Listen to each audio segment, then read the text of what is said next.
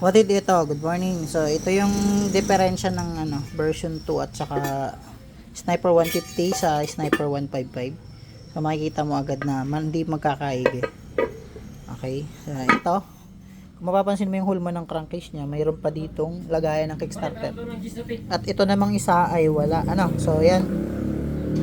So doon pa lang sa crankcase, big difference na. Hindi mo siya maisasalpak. Kasi ito halos cutting na din siya dito. Pag ganun. Tama naman itong isa. So negative yan pag gagawin natin ito, sasalpak sa 155, di magkakaigi yan.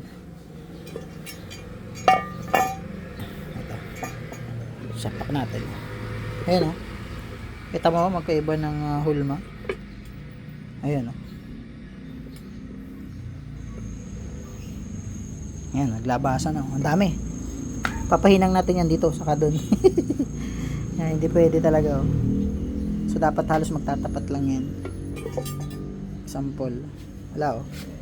Layo ng diferensya nila. Ang naiba talaga number 1 yung lagayan ng kickstarter. Diba? Sa kickstarter magkakadiferensya. Ayan. Yun oh. Makikita mo. Ito mayroong add dito. Ito wala. Kaya tataktak yung langis mo dyan pag nilagay mo yan. Maaring masalpak mo siya pero pagdating sa part na to dadaan dito yung langis kasi wala siya dito. Yan o.